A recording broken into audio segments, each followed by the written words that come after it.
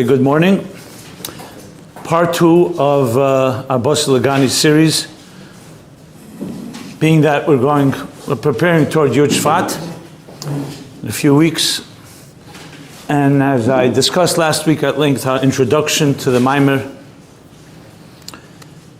some background, some history. So I'm going to go now, and as well as an overview of the first 12 chapters in Basi.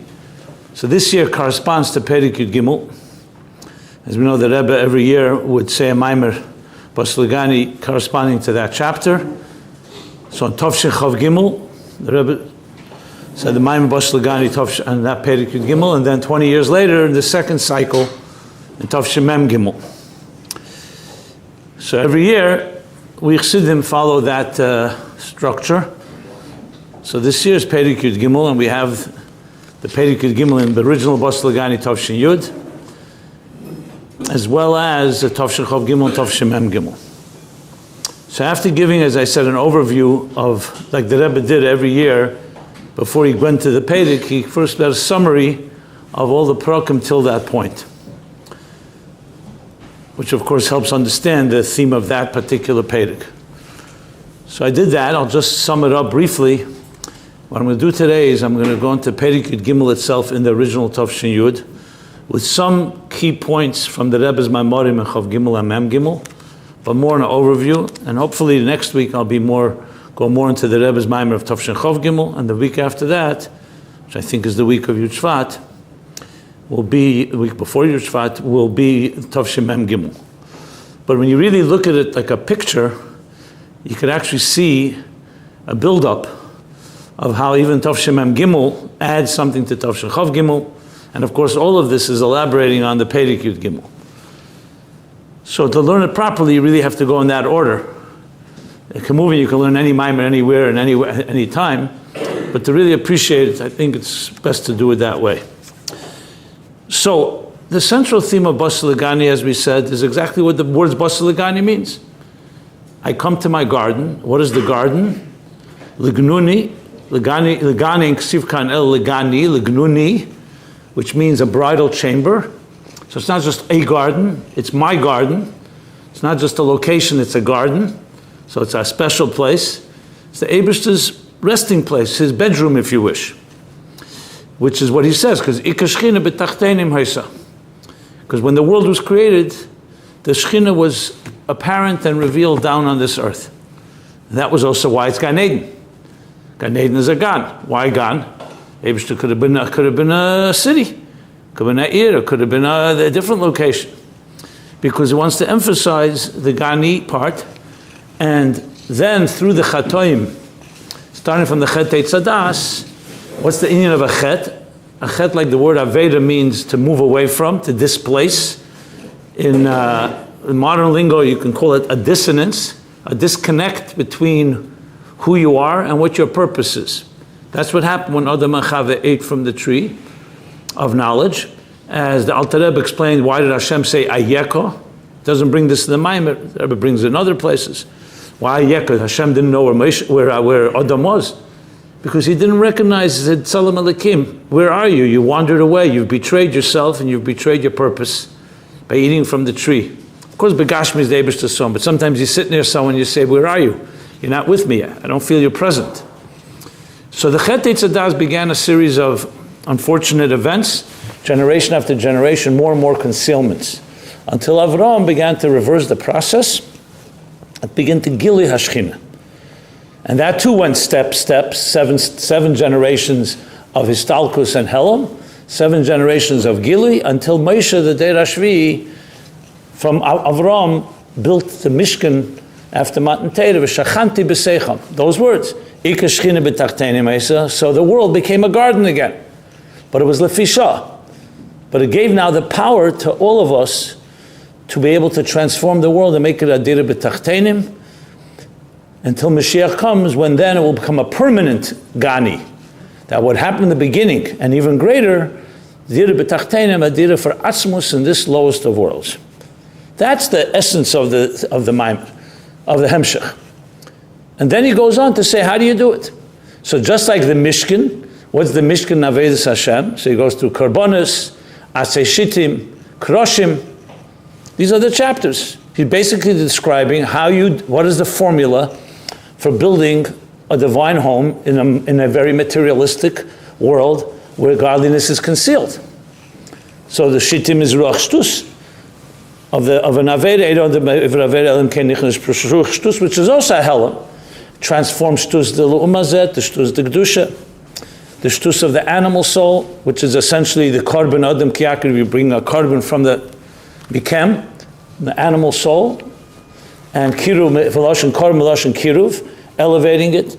The same idea is Shittim Shtus, Kiresh Kroshim, the Sheker of Kufrei Shin, transforming the Sheker into Emes.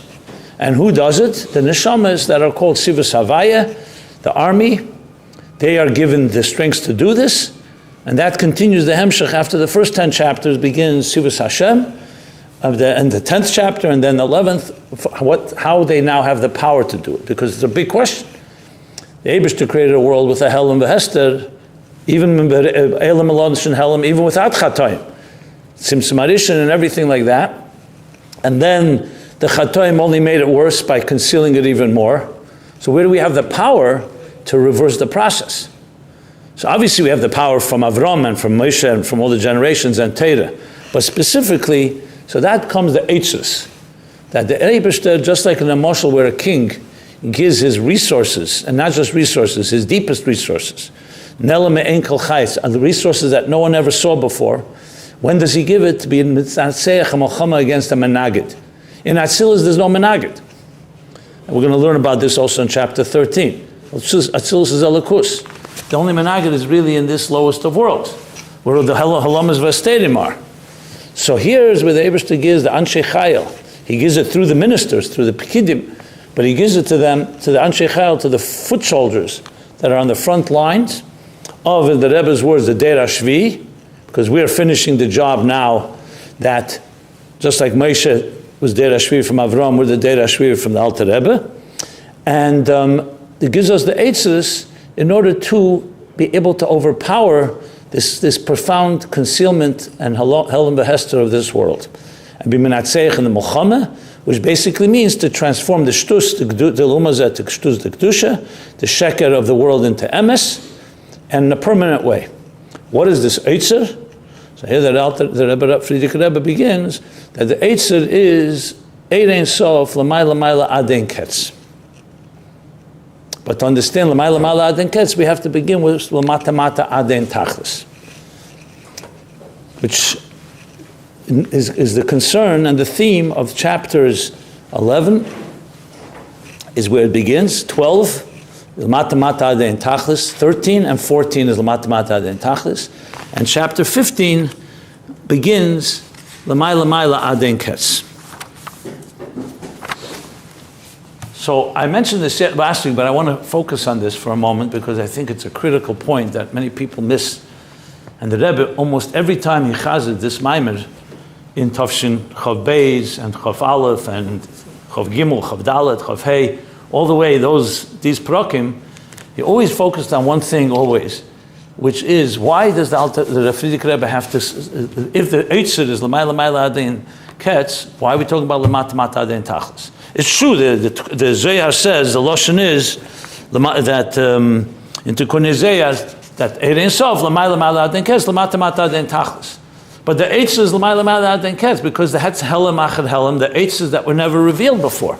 L'mata Mata Aden Tachlis were revealed. That's Ein Sof, that's Nimshach all the way down below. That's how the Eibishter created the world, as a discussion in these chapters. So why do you need this Hagdama? It's 3 chapters. All on L'mata Mata, when at the end you're getting to L'mayla Mayla. And the Rebbe says continuously the same thing, that you can't really appreciate or come to L'mayla Mayla Aden Ketz unless you have first L'mata Mata Aden Tachlis. So I want to focus on that a moment because that I think is a critical introduction to understand Perek Yud Gimel well, which of course is a continuation of Perek Yud Beis and then Perek Yud Dalet, but especially Perek Yud Gimel. So the Nekuda is like this. And I'm going to, as I said, sum up Perek Yud Gimel, but I'll start with this Nekuda here. The L'mata Mata Aden Tachlis, Friedrich Rebbe explains, is Gili acher gili. What does that mean? In the words that he says, is talking about the gili and hispashtus of Eid Ein Sof going downward from the highest levels, because it's Eid Ein Sof. So in Perikut Beis, he talks about how that Eid Ein Sof creates Elamus and Berut Nivroim Bli Gvul. You know, the world is a Gvul. So it wouldn't be Bli Gvul. Only the Eibishter is Bli Gvul. But no, because Eid Ein Sof is Lamata Mata Den Tachlis, it can create Mahava Elamus and Nivroim Bli Gvul, as he elaborates in chapter 12. In chapter 13, as the Rebbe emphasizes in Chtov Shen Chov Gimel, the Chiddush is not just that the Hisavus is not just creating Bli Gvul, infinite creatures and infinite worlds, but the Eid Ein Sof itself now, we're talking about the Eid, retains its Ein Sof even when it enters into all these worlds. Because you could argue the Eibishter created Bli Gvul, that's his power. But Eid Ein Sof remains detached from this world. In this Perek Yud Gimel, the main Chiddush is that Eid Ein Sof itself is not just Nishtalshel Aden Tachlis, meaning Eid Ein Sof goes all the way down to the lowest worlds, but it remains Eid Ein Sof. That remains Bli Gvul and Ein Sof even when it goes all the way down. The Rebbe makes it very clear in Tov Shen Chov Gimel that you could have learned the opposite. You can learn not that way. Again, you can learn that the energy of God goes all the way down. That's why we have a world. And the world Taka has Bli Gvul creatures. But the Eibishter's Bli Gvul remains removed from us. Who says we have access to it? So the Chiddush of Eid Ein Sof, Lamata Mata Aden Tachlis, is that the Eid Ein Sof, even Lamata Mata, in the words of the Maimer, even the Dargis Hayeser Achrenis, Vayeser Tachtenis, Friedrich Rebbe's Lashon, the third line of Perek Yud Gimel, that even there, it remains Ein Sof. So that means that even in the lowest situations, and every Darga, you have also access to the Ein Sof of Elokus. That's a tremendous Chiddush. Because like again, you could say that Eibishter is Ein Sof. He created Bli Gvul creations, but who says we have access to Bli Gvul? We're still Gvulim. You and I, we're limited human beings. We're called mortals. Nivra, Gvulim Mida. We're made of, we have to eat, we have to sleep, we don't live forever. All the Hagbolas of this world. But to say that there's an Ein Sof within us means we have access to it. That is the main theme here. So that leads to answer the question, so why this is so important? Because if you don't appreciate that Elokus is in everything, Begili, when I say Begili, obviously it's Behelim in this world, but I mean that it's there, it's accessible, you can't reach L'mayla Mala Aden Ketz. Because L'mayla Mala Aden Ketz is the Helam Acher Helam. If you don't first experience the Eibishter through Gilui, you're definitely not going to access him through Helam. So it's only because the Eid Ein Sof comes down and we have access to it. And we know it exists with us in all the Madregas, and we'll soon talk about as the Friedrich Rebbe goes through all the levels, from the highest levels to the lowest levels of Eid Ein Sof, Lamata Mata Aden Tachlis. That then leads us so we can appreciate, now that we know God on our terms, so to speak, how Gili Elokus is in the Elamis. Now you can come and say, okay, now let's understand the Eibishter as he is beyond us. Helam Acher Helam, the eitzes that we never could appreciate. Pashta Gashmis. Can you appreciate a teacher, your teacher, let's say, is a master and has brilliant ideas? If you don't learn B'chamash Mikra, if you don't begin first learning on your terms, if you don't learn Aleph Beis, if you don't learn Posuk, and a Mishnah, and a Gemara, you're not going to Koy Inisha Daita Derabba is not happening if you don't first have Daita Derabba on your terms. So first you need Giluyim on your terms. Like I mentioned, I think, you can't get to B'chol Meidecha if you don't have B'chol Avavcha, B'chol Nafshecha. It's like someone say, I'm jumping to the highest levels. There are Yetzim and Aklal, Zman Izgula, but B'chlal you have to go in order. Like when we say Tachlis HaYidiyah Shalei Neda, you first have to have Yidiyah to come to Tachlis HaYidiyah Shalei Neda. I think I once heard that Purim, someone got drunk, Adela Yoda, and they said, they said to the Rebbe, it's Adela Yoda. So the Rebbe said, Frieda Dafen Hom Yoda, Edem Ekum Adela Yoda.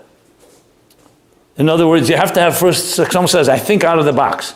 So I would ask them, what box do you have first? Let me tell you, let's hear your box, and then we'll talk about out of the box. In other words, to appreciate the Eibishter as he is an Eitzer, to appreciate these Eitzers that were never revealed, you first have to appreciate the Eitzers, so to speak, that are revealed. And that's the Seder Aved. First Giluyim, and then you come to Etzen. So the Mailamada in Ketz is taka much higher than the Matamata in Tachlis. And that's why it's like the etzem, that's the mizgala, midas hanetzachen, that we'll learn in chapter 15. But to appreciate that, you have to first go through the mata mata aden tachlis. And this is a critical point that, as I said, I hear people teaching, they don't emphasize it enough, in my opinion at least. Now, in the Sikha of Tavshin Chav Gimel, let me chazah this, again, something that, just for the record, if you want to sometimes appreciate all the nuances of the Rebbe's Maimorim, and sometimes the Sikhs after the Maimer, that were like not part of the Maimer, the Rebbe often added pieces. So actually, in Tavshin Chav Gimel, this year's, the Yud Shvat that corresponds to this Perek, the Rebbe speaks about this, interestingly. So in a Sikha, close to the end of the Farbrengen, the Rebbe speaking, Kirogel, the Rebbe had the custom to always mention the Russian Jews. They called the Yidden from Medina Ihi. Because they were in prison, Posha Kipshute. There was no communication, there was no contact, they couldn't travel, locked away. But by the Rebbe, they were very close to the Rebbe's heart. First of all, B'chlal Yidden, but also this is where Chassidim came from. These were Chassidim. This is where the Frierdiker Rebbe, we always talk about, especially in big Farbrengens, Yud Shvat and Pesach. I mean, almost every major Farbrengen for sure, but many times, especially that year, the Rebbe actually, you may have heard, that year the Rebbe had tremendous Agmas Nefesh, that he spoke about the Russian Jews, and no one even said L'chaim for them. The Rebbe was extremely upset about that. I remember my grandfather, Yankel Lipsker, after that, every Farbrengen, he'd go over and say L'chaim for the Russian Jews. He took upon himself that achlot. It was all Tavshin Chav Gimel. So the Rebbe speaks about the Russian Jews, and he says, you know, Kerogim read wegen them, by the Frierdiker, by the Shver, by the Baal Hilula, where they were very tired. He never forgot them when he left Russia. He always remembered them, always talk about them. So the Rebbe talks about them, of course, gives them a big bracha, that they should come out of Mina Meitzar, El HaMerchav, Kipshute. But the Rebbe adds something, and then says, Yesh Lema B'derech Efsher, why Lamata Mata Adein Tachlis leads to Lamai Lamai Adein Ketz. He uses this Nikud about Russian Jews. What does he say? He says that when the Eden are living b'merchav, meaning not ma'cheri mosach haparzel, we're not talking about Mina Meitzar, the Jews in Russia, former Soviet Union, that since Eden are k'ema shlema, we're one organism, one entity, so when we're strong in one place, we give strength to the other. So when the Eden living b'archava, meaning in freedom, learn Torah, Mekayim mitzvahs, with the Yigia, with the dedication, they give strength to the Eden there. That's what the Rebbe says. And then he says also the other way around. Min ha-meitzar, it says, Karasi ka, anani ba-merchav ka. That meitzar brings to merchav. So the Rebbe says, Yeshlema b'derech efsher, that's why the Maimer first begins with Lamata Mata Adein Tachlis and then goes to Lamayla Maila Adein Kes. The Rebbe's words, Yeshlema b'derech efsher. Why? Because when you're Lamata Mata Adein Tachlis, as we're going to learn in Perek Yud Gimel, that it's all the way down to the world of Paroi, Liya Eriv Ani Yasisini, Aniva Avsiyet, all that comes with that. And even there's Elikus, Lamata Mata Adein Tachlis. Lamata Mata Adein Tachlis, so that Min HaMeitzar, that leads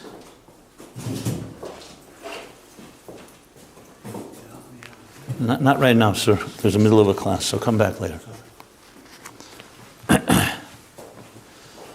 That the Lamata Mata Adein Tachlis, as I said, as the Perek discusses, and we'll discuss it, that it's not just Lamata Mata in Divrei Kedusha. That Frierdiker Rebbe, the second half of the Perek, talks about how it comes down to the lowest levels, even levels that forget B'chlal is Elikus. So the Rebbe is using that. That's like the world of the Jews behind the Iron Curtain. Meitzah min ha-meitzah. And that brings to Lamayla Maila Adein Ketz. To revealing the Helam Ha'atzmi or the Helam Achad Helam. That's what the Rebbe says. So you see, yet again, as I said, you keep seeing the Rebbe keeps on talking about why you need Lamata Mata before Lamayla Maila. When you learn the Maimer itself, you probably could try to figure it out, but the Rebbe makes it very, very clear. I think it's a vital point, as I said, in understanding, first of all, the whole flow, the hemshech of the chapters, and also to understand this Perek itself. So what I'm going to do now is I'm going to go over the Perek Yud Gimel. I was first thinking of reading Poshet every line inside.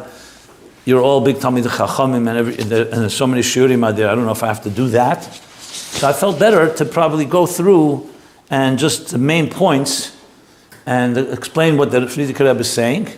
I'm going to obviously use the Rebbe's explanations, but next week we'll actually learn the Rebbe's Maimer, more focus on Tafshin Chav Gimel, and then Tafshin Mem Gimel. But one more thing which I wanted to mention before I get into it. Just the flow, a lot of people ask me, how do you compare the Maimer of Tafshin Chav Gimel, Tafshin Mem Gimel? And what does each one add over the other? Because remember, the Rebbe, of course, knew what he said in Tafshin Chav Gimel. B'chlal was a svara by Chassidim when the Rebbe started the second cycle, Tafshin Lamed Aleph. We were looking like, what's the difference between how the Rebbe explained it in the first cycle and the second cycle? So I don't know if it's mamish b'diuk like this, but some felt that the Rebbe in the second cycle focused more on the central theme of each chapter. In the first cycle, the Rebbe focused more on the diuk of each phrase and each comment and each piece. Like when Perikut Gimel Mamish, you see that. The Rebbe Pasha goes through first section, the second section, maybe like 10 sections, explaining each one by arichas. In both of them, the Rebbe brought all the Maimorim from all the Rebbe brought from all the Rabbein. So you see this very boilet in Chav Gimel and Mem Gimel. And again, to put it in context, with sometimes when you learn the details, you can lose the big picture. What's the context? So both of course are explaining Perikut Gimel. So you can't understand these Maimorim if you don't understand Perikut Gimel. Perikut Gimel, as I just said before, and I'll say it again, in the context of the whole Basi Legani. Every Perik adds something. It's not like another Perik. What does this Perik add? The big question of, okay, you may say Basi Legani, that the world is a God, but it's now Behelim because of the Symptom and because of the Chatoim. You say we have the power due to the Eitzud of L'mayla Adin Ketz to fight this battle and win the battle, Nirtzachim. But we're dealing with a Helim V'Hester Shein Kamayu.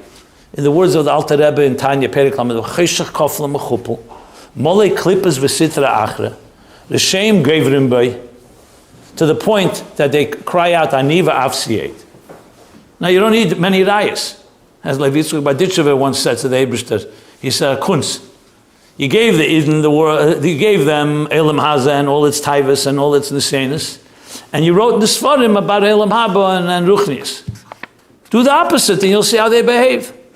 Let them experience Ruchnius and Elokus and Elam and Gan Eden and Elam Haba, and write in the books about Elam Haza and the Shoyim Gevrim Bey and Kol Hadrachim Becheska Sakona and what he says in Perek Vov, the very strong words that Kol Ha, what does he call it there? It's kosher. What's the lashon there in Perek Vov? That this world is a tough and difficult world. You hear the word? Write that in the books. Imagine what life would be like if we're reading in the books how difficult this world is. But Begashmi is B'Poel, we live in a Geuladika world. So the question is, we all know, Yod Inj Benafshe, how difficult it is. As much as you learn Chassidus, as much as you know Ein Eid Milvadeh, as much as you know that every second the Eibus Mahava Mechayim the world, that Hine Hashem Nitzav Alav, all the Inyanim and Tanya and Chassidus and so on. We all know how difficult it is. Even Rabbi Yechim ben Zakkai lamented to his students when he was passing away, Halavai Shetei Elechem Meida Shamayim Kameida Basar V'Dam. This is Rabbi Yechim ben Zakkai, Tanoim. How much more so by us? So with all the ideas and all the Amunah and B'tochen and everything, it's still, we all know it's a struggle. Who doesn't struggle? We all have the issue of Helim Behester. So what remains is, okay, fine, the Eitzer will give us the Kayach. But like I said, how do you get to an Eitzer that's so Nelam? How do we, on our terms, how do we get there? So Perikut Gimel comes to answer that question. That Ein Sof, not just the Symptom, the Ein Sof of Elokus is everywhere. You just don't see it, but it's everywhere. It's even in the darkest moments, even Pare, who's the ultimate klippa. You know, Golos Mitzrayim is the ultimate Golos. Mitzrayim v'gvulim. Pare, liya erev ani asasin. And then the Frierdiker Rebbe goes how it is in Aveda by Bale Esek and Yeshua etc., which we'll soon review. So that's the answer. Elokus is everywhere, and not just Elokus, the Ein Sof of Elokus. So basically it's saying that you and I, with all our challenges, in the darkness, in Lamata Mata, not just Atzilus and Eilim is for higher than Atzilus, but in Biyah, in Nifradim, there's a Lamata Mata. That's the Pella. That's why he calls it a Pella. Not just a Pella in Haskalah. It's a Pella Naveda. That means in our mata, whether it's Elam Katan Adam, your challenges, your Nefesh Abam is v'chulu v'chulu, or the big darkness of the world, there's Eid Ein Sof is there. And it's just a matter of finding it and accessing it. This also explains another nukudah, which is very important. In Tov Shalamed Beis, the Rebbe's big focus then was a lot in the Maimer at Yutzvat, and as the Sichos, I should say, was Gan. Why does it say Basi Gani? Why is the world called a garden? And the Rebbe said something very, very practical in a way. He said, because there's a theory that the world is not a garden, it's a jungle. Look at the world. There's death, there's murder, there's injustice. Even with a world that's almost ready for the Gula, far from perfect. And the Rebbe even said, he didn't say by name Freud, but he said there's even thinkers, psychologists, that say the human being is essentially an animal, the world is essentially a jungle. Yeah, we can behave, we can superimpose over ourselves, behave civilly and nice, but at the end of the day, I'm using Freud's words, a person is an id. It's a selfish pleasure, desire to satisfy your own needs. That's the essence of the person. And that was the prevailing view, psychological view of a human being. Even today, even though there are people disagree and so on, it's still in the Western world, the way we look at people. Basically, we evolved from animals. So we're basically animals, but whatever, we developed a mind and so on. So we have laws and rules among red lights and green lights. But push comes to shove, survival of the fittest. What means to take care of ourselves? You know, like they tell that joke, the two guys went camping. In the middle of the night, one of them hears a bear scurrying about. So he wakes up his friend and says, we got to get out of here, there's a bear. And while he's telling him this, he's tying his shoelaces on his sneakers. So his friend says to him, what do you think, you can outrun the bear? He says, no, all I have to do is outrun you. In other words, we'll take care of ourselves. That's a theory. The Rebbe speaks about it, not about Yichus Gedela, but he clearly makes state that many say the world is not a garden. Comes the Torah and says, name. It was Taka Chetei Tzadas, but the Chetei Tzadas didn't change the fundamental nature of existence. It was Mailim Elikus, concealed, not removed, God forbid. It remains a garden. That's why Legani, I'm coming back to where I began. It's not like the world was created a jungle, and through our Aveda, we turn it into a garden. You know, one of the principals in yeshiva once told us, what did he accomplish in yeshiva? He said, I turned a jungle into a zoo. So it's not like we take a jungle and we turn it into a garden. It was always a garden. Legani. Now, then it was concealed, which is the whole theme of the Hemshech, and our Aveda is to reveal it. That's a very different Aveda. So when it comes to Perikid Gimel, we're being Megala, the Lakus, that's Mata Adein Tachlis in every prat and every detail of existence. So it's both the theme of the central Maimer, and you understand the importance of Perikid Gimel. Now honestly, I don't know if anyone understood it before the Rebbe said the Maimer Tovshin Chav Gimel to that extent. You know, we learned the Perik. You know, I guess when you learn it well enough, you see it. But once you see the Rebbe's explanation, it becomes clear. That's the Chiddush of Perik Yud Gimel. In Perik Yud Daled, just for the record, the Chiddush of Perik Yud Daled is he goes back that even when the Eid Ein Sof comes Lamata Mata, it's still Ata Machayas Kulam, it's not Nishtana. Because the next question would be, okay, fine, Eid Ein Sof is found everywhere. So that's a Chiddush. In other words, not just Eid Ein Sof remains removed, that created the world, but the world itself is not, doesn't have Ein Sof in it, or that it was Nishtalshal Lamata Mata, but Eid Ein Sof remains removed from us. That's a Chiddush, that Eid Ein Sof is here, but maybe it was Nishtana. So Perik Yudal comes and says it didn't change, like light doesn't change just because it comes into Kalim. So it's a continuation of Perik Yud Gimel. But the Chiddush of Perik Yud Gimel is the Eid Ein Sof everywhere, in the lowest levels, and that's the word Pella. That's the Pella. So the Pella is several-fold here in this context. And the Sikh of Tov Shalamed Beis really brings it out in very terms you can explain to anybody. Many people think the world is a jungle. Many people think human beings are animals. No, it's not correct. There's Eid Ein Sof right inside of you. You were created B'Tselem Elokim. Even if it's Behelim, Be'etzem, that's you. You know, Afal Pishachat Yisrael. It's a whole approach. Just because a person sins doesn't change the etzem of who you are. You still have to bring it begili. It's not enough to just say that be'etzem is etzem haneshama is intact. That's of course the Aveda. But first you need to know that you have it. If you didn't know you have the potential, you're definitely not going to have the confidence and the ability to reveal it. So with that, let me go over now Perek Yud Gimel, step by step. And I'm more or less following the Rebbe's order from Tavshin Chav Gimel, but again, next week I'll go through the Chav Gimel Chidushim mainly. Here I want to focus more Perek Yud Gimel and its structure. Okay, so Perek Yud Gimel says, "V'hine ma she'emer lamata adein tachlis." So as the Rebbe points out, what is he coming to add? So he says, till in Perek Yud Beis, the Chiddush was his savus. The Erein Mata Mata Adein Tachlis, you could teach, is Erein Sof has the power to create Mata Mata, which means all the Nivroim, all the elements, and in a way of Ein Sof, Bligvul. That was the big focus in Perek Yud Beis. Here he says now more. Koi ala gilu ve'ispashtus, shu b'chinas ispashtus b'chinas Ein Sof ve'ein shiru Bligvul mamish ad la Mata Mata. That is referring now to the Erein Sof itself. Like in other words, in last Perek you could say it's not the Erein Sof, it's the Cheftza the Erein Sof creates. Now we're talking about the Gavra, so to speak, of Erein Sof. That's my own words, it's not that I saw anywhere. What is Erein Sof itself? That the Gili and Ispashtus is in the form of Ein Sof and Ein Shir, and it goes Mamish Ad La Mata Mata.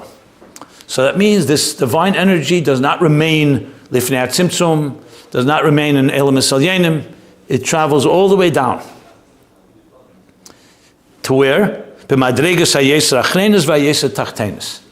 there's no doubt that he's not missing anything. Once you say the lowest, the last levels and the lowest levels, there's nothing lower than that. That means to the Tachten Shein Tachten L'Mata Menu. I've not seen anyone really being medayik. What's the difference between Achrenis and Tachtenis? I don't believe that Rebbe focuses on that, both in Chav Gimel, Mem Gimel. I mean, Achrenis literally means like the last level, and Tachtenis means the lowest level. So I guess Yesh B'zeh Mashein B'zeh, we can discuss that, but I don't want to focus so much on that. And that's where now he continues. V'zeu Erein Sof L'mata Adein Tachlis, and this is the meaning of the words. Erein Sof L'mata Adein Tachlis, She's Pashtus Se'er. Again, he's talking about the Ur now. Now I'm talking about the Nivroim. We're not talking about what the Ur creates. We're talking about the energy itself. So very practically speaking, let's say we invest energy in you build an object. You build a little structure. So there's the structure you build, and there's your keiches that you use to build it. You don't use all your keiches to necessarily build something. You use what you need. So if you build I don't know, what do we build? I don't even know what we build. Whatever. Anything you make, you invest some keiches in it. The thing you built has your energy, and that's that. But to say that all your energy is there, or in the words here, the Ein Sof is not dafka. But that's not the case. That's the Chiddush. Lamata Mata Adein Tachlis, or Lamata Adein Tachlis, She's Pashtus Se'er B'chinas Ein Sof Bligvul Adein Tachlis, She's Pashtus Se'er B'chinas Ein Sof Bligvul Klal. Adam Madrega Yeser Mata Mata. Okay.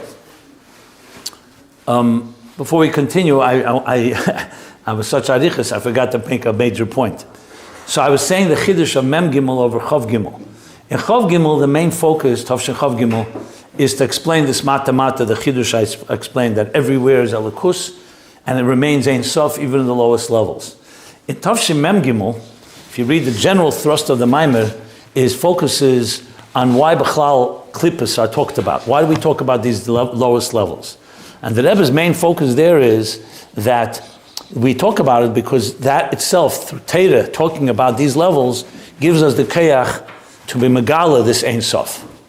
So essentially, the Chiddush of Tavshin Mem Gimel is how, when we learn about it, that itself gives us the Kayach, the Yaakov Esav Hamurim B'Parsha, the idea of Pared and Torah, Klippas and Torah.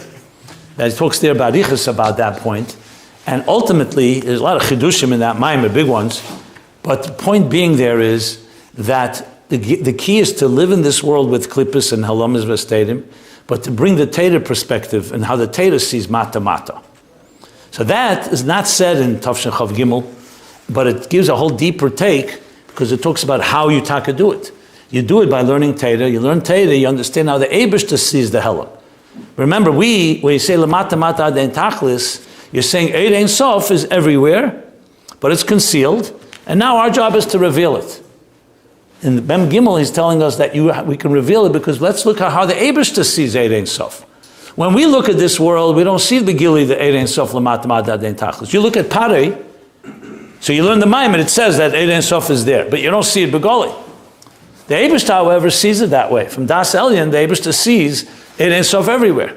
How can we access how the Eibishter sees things? By learning Torah. So the Torah, Eitz Chaim and the Zohar, the Rebbe brings all the different places that talk about klippas. So they're not just to tell us like learning Hilchas Avodah Zarah, because you need to know what Avodah Zarah is about for halachas. The learning Torah itself, Istaka Baraisa Baralm, is how the Eibishter sees klippas, which is really just a place where he's hidden Elikus.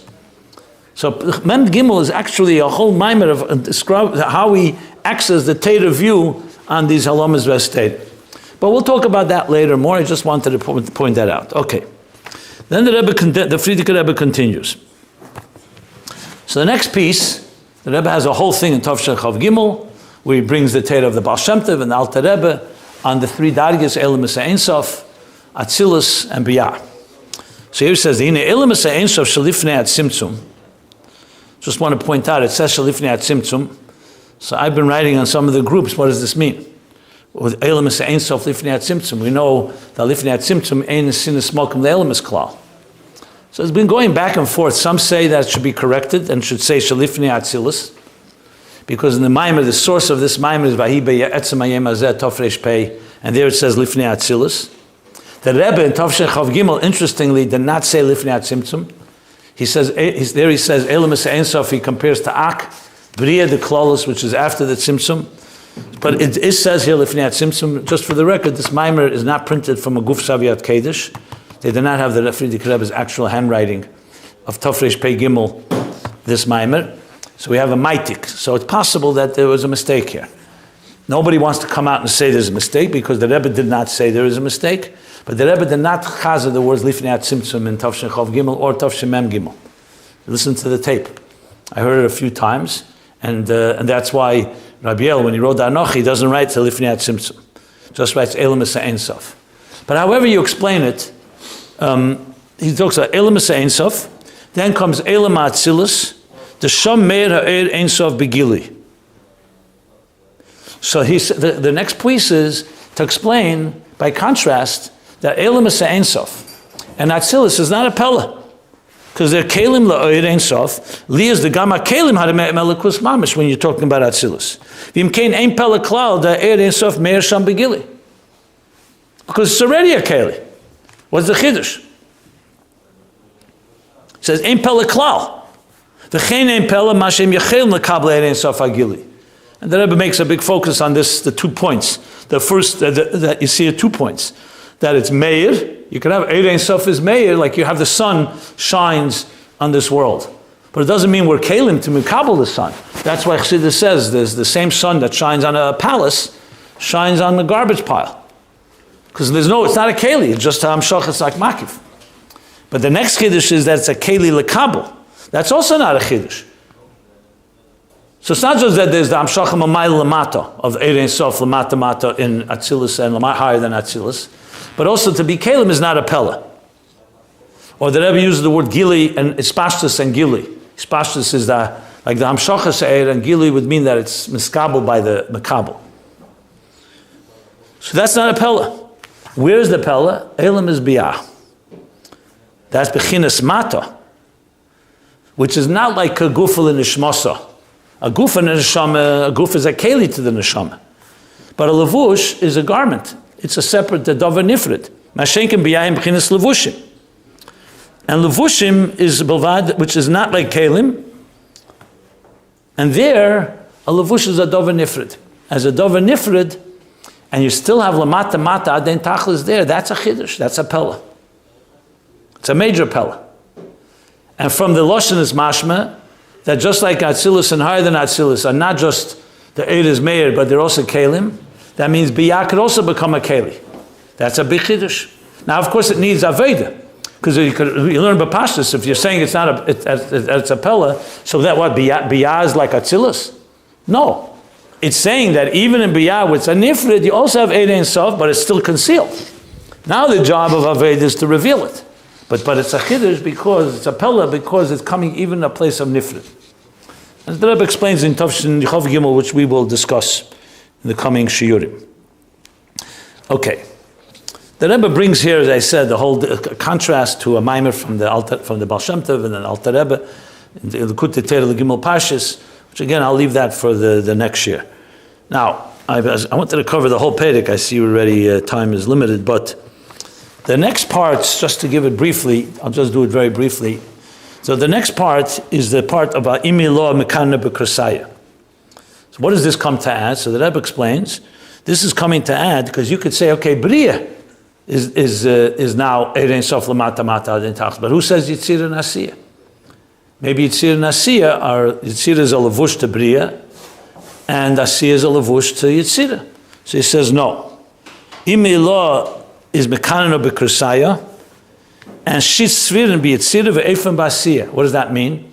That the Sviris of Atzilus, Bina of Atzilus, nests in Bria, Zav Atzilus, Midis, nests in Svirin be Yitzira, Shit Svirin, and Efen, which is Malchus of Atzilus, nests in Asiya. So the Chiddush is not just Bria, that the body called Biyah, all of it are Nifrodim, and the Eid Ein Sof goes also there. That's the main focus. The Lechein Nikar Biyah Mata Lefishem Rak Levushim Le'er Atzilus, and that's where you have the Elokus. The next piece starts about the Neshamas. That the Neshamas of Biyah, which of course the question is, why is suddenly the Frierdiker Rebbe speaking about Neshamas? So the Rebbe's answer is, because the whole theme of Postel Gani is that all this is done through our Aveda. Remember, it's our Aveda that building the Mishkan. Aveda Sarkarbonis, Shtus, and all that. That's our Aveda.